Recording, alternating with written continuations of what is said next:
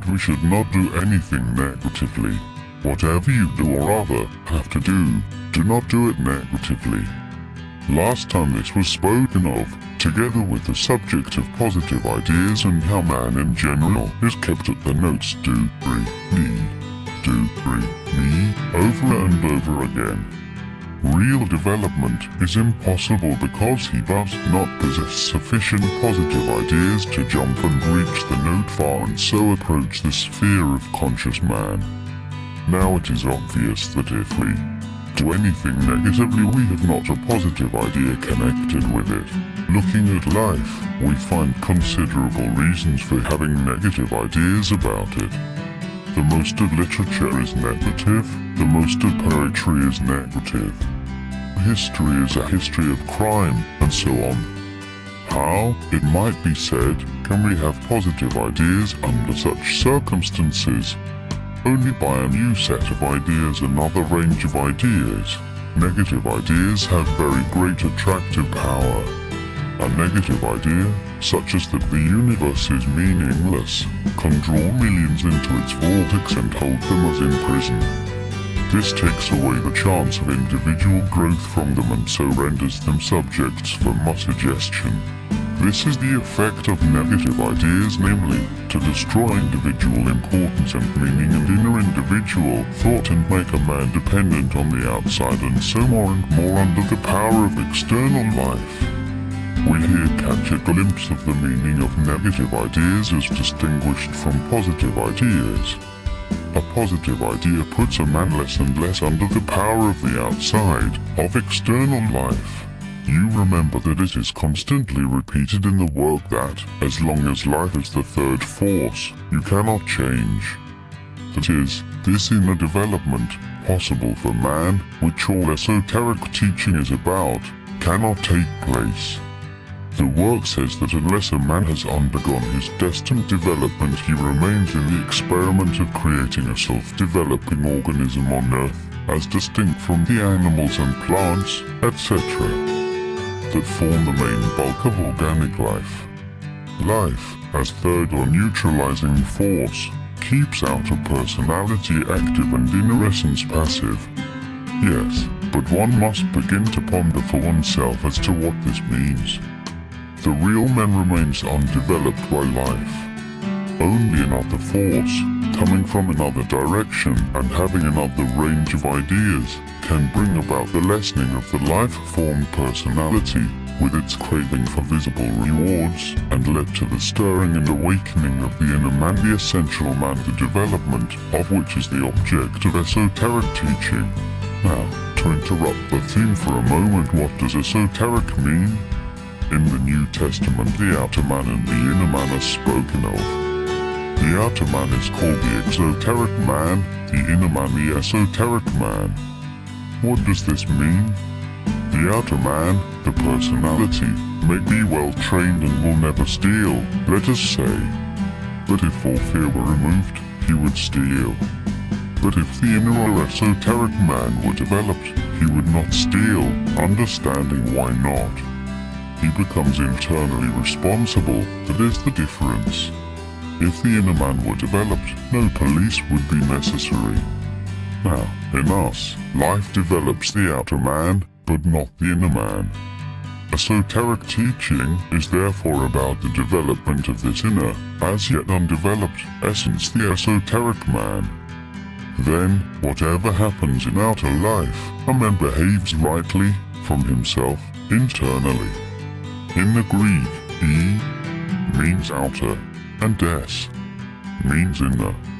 Esotericism therefore is a teaching applying to the inner man, to what you are in yourself, apart from external restraints and fears.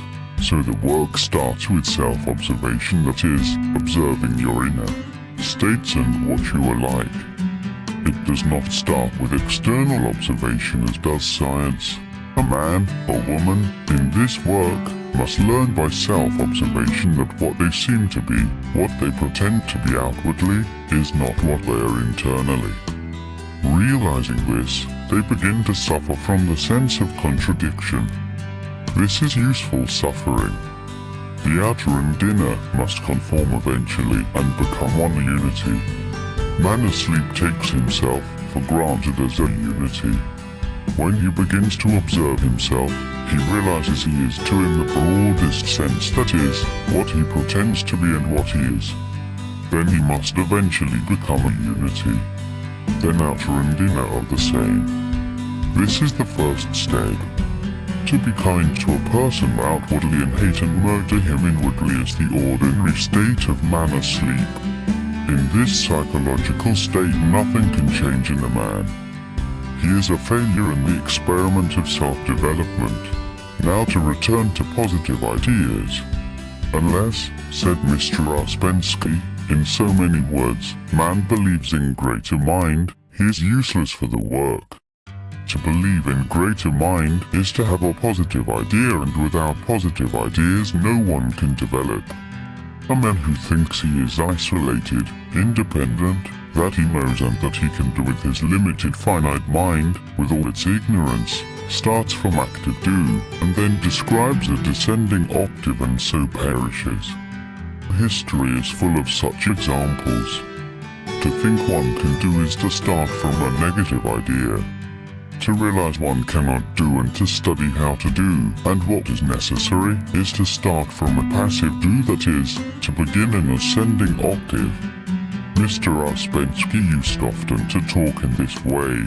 You might very well think that the ideas that you can do can, for instance, reform the world, change other people, and so on is a positive idea. On the contrary, it is a negative idea. It is as negative an idea as if you were to think that you could, without any very special knowledge, operate on a man's brain. In this work, people who think they can do are called lunatics. Mr. Ouspensky once asked Mr. Gurdjieff what a man has to do to assimilate his teachings. What to do? Asked Mr. Gurdjieff, as though surprised. It is impossible to do anything. A man must first of all understand certain things. He has thousands of false ideas and false conceptions, chiefly about himself, and he must get rid of some of them before beginning to acquire anything new. Otherwise the new will be built on a wrong foundation and the result will be worse than before. How can we get rid of false ideas? Mr. Ouspensky asked. We depend on the forms of our perception. False ideas are produced by the forms of our perception. Mr. Gurdjieff shook his head. Again you speak of something different, he said. You speak of errors arising from perceptions, but I am not speaking of these. Within the limits of given perceptions man can be more or less deluded. As I have said before, man's chief delusion is his conviction that he can do. All people think that they can do, all people want to do, and the first question all people ask is what are they to do? But actually nobody does anything and nobody can do anything.